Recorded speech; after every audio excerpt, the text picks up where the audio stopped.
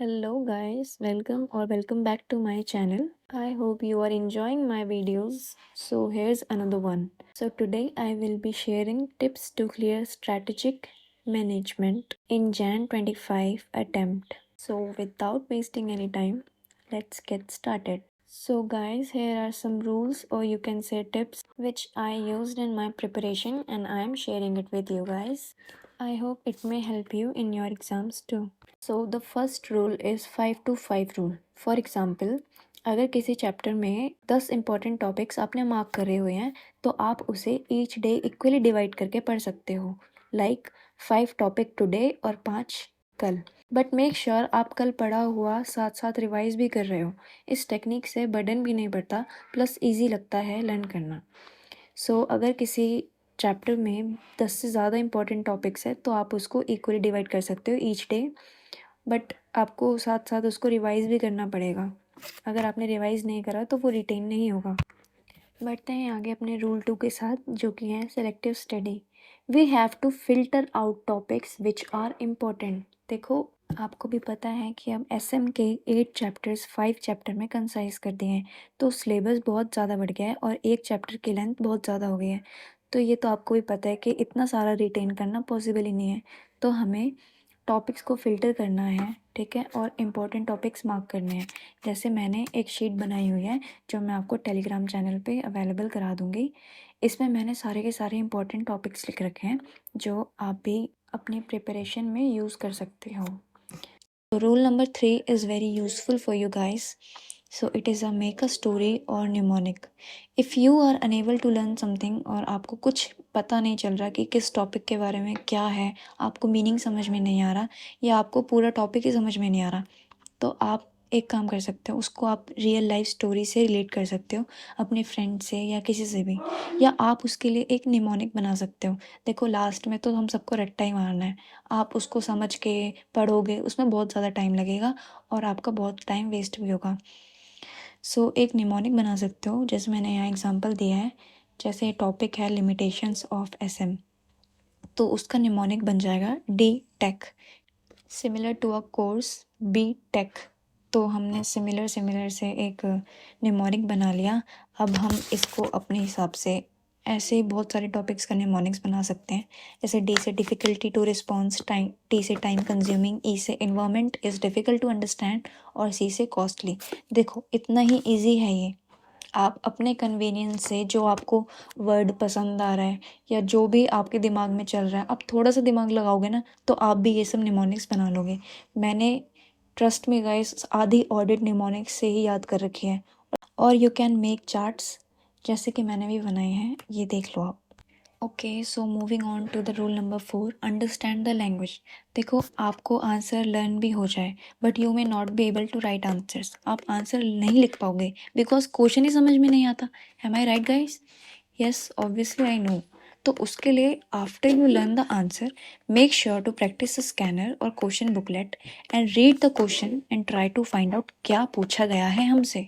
Plus, ये तो हुई क्वेश्चन की बात, बट अगर हमें आंसर ही समझ ना आए तब हम क्या करेंगे?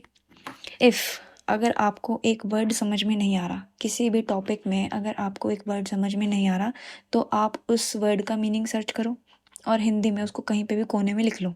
या आपको पूरा पैराग्राफ ही समझ में नहीं आया, तो आप अपने रिस्पेक्टिव टीचर से जिनके आपने क्लास ली थी, या फिर आप यूट्यूब पे वीडियोस देख सकते हो उस टॉपिक से रिलेटेड, और उस टॉपिक का क्या मतलब समझाया है टीचर ने, वो उस टाइम वहीं पे हिंदी में लिख सकते हो या इंग्लिश लैंग्वेज में लिख सकते हो। So I hope you enjoyed my tips. If you do, so comment yes. वैसे stop, here is a bonus tip for you. अब आप इतने आगे तक आए गए हो तो आप एक बोनस टिप भी डिज़र्व करते हो। तो व्हाट अबाउट एमसीक्यू और case studies? Did we forget about that? नहीं, हमें याद है। सो एमसीक्यू और केस स्टडी के लिए आपको एनालाइज करने पड़ेंगे पास्ट ईयर क्वेश्चंस और उसका एग्जामिन करना पड़ेगा फॉर्मेट। प्लस उनको आप अपनी रियल लाइफ से रिलेट करके देखो कि भाई ये मेरे साथ होता तो मैं क्या चूज़ करता, या जैसे रिलेटेड पार्टी ट्रांजैक्शंस हैं उसको आप पूरा रियल लाइफ से रिलेट कर सकते हो और उसका आंसर थोड़ा सा दिमाग लगा के खुद भी फ्रेम कर सकते हो।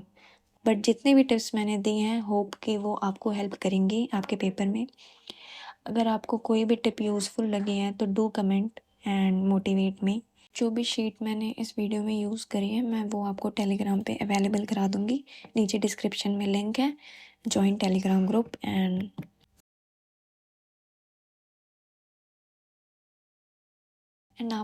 आप में से कुछ लोगों को एक डाउट था कि मैंने अपना पेपर कब क्लियर करा है, तो मैंने अपना पेपर मई 24 के अटेम्प्ट में क्लियर करा है और सितंबर 24 का अटेम्प्ट मैंने छोड़ दिया था due to some personal reasons, तो इसीलिए मैं जैन 25 का अटेम्प्ट दे रही हूँ। सो कॉस्ट में मैं क्या कर रही हूँ, कौन सा मटेरियल यूज़ कर रही हूँ, मेरी क्या स्ट्रैटेजी है, वो सब मैं डिस्कस करूँगी इस वीडियो में। I have cleared my 24 attempt with exemption in taxation और मुझे फिर भी कॉस्ट बहुत ही हार्ड लगता है। मुझे टैक्सेशन ईजी लगता था बट कॉस्ट में आईसीआई मटेरियल करने के बाद और चैप्टर वाइज सारे के सारे क्वेश्चन करने के बाद मुझे इतना समझ में आया है कि मुझे अभी भी बहुत प्रॉब्लम है हार्ड क्वेश्चंस में।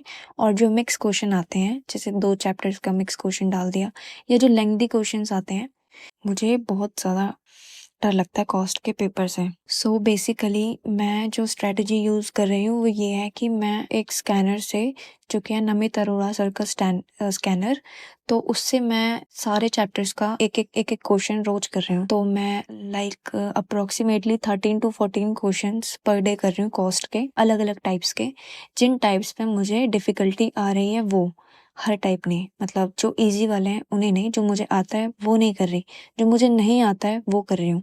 क्योंकि कॉस्ट में बहुत हार्ड क्वेश्चंस आने लगे हैं और कॉस्ट में मोस्टली बच्चे फेल हो जाते हैं। रिपीटेटिवली मैं वो क्वेश्चंस कर रही हूँ जो मुझे, जिसमें मैं अटक रही हूँ या जिसके एडजस्टमेंट बहुत ज़्यादा है, या ऐसा क्वेश्चन जिसमें बहुत सारी एडजस्टमेंट है और वो पूरा कंसेप्ट रिवाइज करा रहा है। Those who are only preparing ICI MAT और उन्हें लगता है कि वो सिर्फ आईसीआई मैट पढ़कर पास हो जाएंगे, भाई बहुत गलत हो तुम फेल हो जाओगे, वो भी बहुत ही गंदे मार्क्स से। तो भाई पास्ट ईयर क्वेश्चन के प्रैक्टिस करो, बहुत ही ज़्यादा क्वेश्चन रिपीट होते हैं। लाइक क्वेश्चन तो रिपीट नहीं होते, I am sorry, but format same रहता है, बस अमाउंट चेंज हो जाता है। और पेपर में जो क्वेश्चंस आते हैं ना, वो तुम्हें पास्ट ईयर एमटीपी, आरटीपी और पास्ट ईयर क्वेश्चंस पेपर में ही मिलेंगे। तो make sure you practice them before giving your examinations. The only thing you can do in cost is practice, practice, practice. बस जो क्वेश्चन देखे प्रैक्टिस करो। Like तुम सिर्फ एक चैप्टर मत करो, तुम हर दिन ना अलग अलग चैप्टर से रैंडमली क्वेश्चन पिक करो जो तुम्हें हार्ड लग रहा है। इजी वाले नहीं, इजी वाले तो तुम जस्ट देख के कैलकुलेटर पे भी सॉल्व कर सकते हो या रफली कुछ भी ऐसे साइड में लिख के सॉल्व कर लो। लेकिन जो तुम्हें लग रहा है ना कि भाई ये सॉल्व करना चाहिए, इसमें मेरा कॉन्सेप्ट रिवाइज हो रहा है, या इसमें मुझे प्रॉब्लम आ रही है, या ये मुझे पेपर में फेल करा सकता है, तो make sure you practice those questions. Easy वाले करके कुछ नहीं होना, ना ही एक चैप्टर पे स्टिक होगे तुम पास होगे। सारे के सारे क्वेश्चन पेपर में चैप्टर सारे के सारे मैटर करते हैं। तो make sure you are practising each chapter every day in cost. Like इसके पीछे ये रीज़न है कि जैसे तुम स्टैंडर्ड कर रहे हो तो तुम बाकी के सारे चैप्टर्स भूलते जाओगे। आई नो ये थ्योरी सब्जेक्ट नहीं है, प्रैक्टिकल है, बट कुछ स्टूडेंट्स भूल जाते हैं मेरे जैसे, फॉर एग्जाम्पल। इसीलिए मेरी तरह आई नो बहुत सारे स्टूडेंट्स हैं जिन्हें कॉस्टिंग डिफिकल्ट लगती है, तो मैं उनके लिए बता रही हूँ कि please make sure you are doing each chapter every day. बेशक तुम 2-2 3-3 क्वेश्चन एक चैप्टर से कर लो, बट सारे चैप्टर करो। क्योंकि ऐसा होता है ना कि हमें चैप्टर आता है, लाइक हमें सारे चैप्टर आते हैं, बट हम किसी किसी पॉइंट पे ना कंफ्यूज हो जाते हैं कि यहाँ पे माइनस करें या प्लस करें, यहाँ पे ये चीज़ आएगी या नहीं आएगी। तो इसीलिए ताकि वो कन्फ्यूजन ना हो, और वो कन्फ्यूजन ना तुम्हारा पूरा 10 मार्क्स का क्वेश्चन गलत कर सकते हैं पेपर में, तो वो कन्फ्यूजन ना हो, इसलिए तुम्हें रैंडमली क्वेश्चन करने हैं प्रैक्टिस हर चैप्टर से। इसका एक बेनिफिट ये भी है कि तुम्हें ऐसा लगेगा कि तुम पेपर ही सॉल्व कर रहे हो, क्योंकि पेपर में सब क्वेश्चंस लाइन वाइज नहीं होते कि भाई 2 मटेरियल के, 2 बजट के, फिर एम्प्लॉय कॉस्ट, ऐसा नहीं आएगा। कुछ भी कहीं से भी उठकर आ जाता है, एक मटेरियल, एक लेबर, एक स्टैंडर्ड, एक मार्जिनल। तो तुम उसी तरह से प्रैक्टिस करोगे तो तुम्हें लगेगा तुम पेपर ही सॉल्व कर रहे हो, तुम्हारा कॉन्फिडेंस भी बूस्ट होगा। So hope you enjoyed the video and tips. But जितने भी टिप्स मैंने दी हैं, होप कि वो आपको हेल्प करेंगी आपके पेपर में। अगर आपको कोई भी टिप यूज़फुल लगी है तो do comment and motivate me. Bye bye.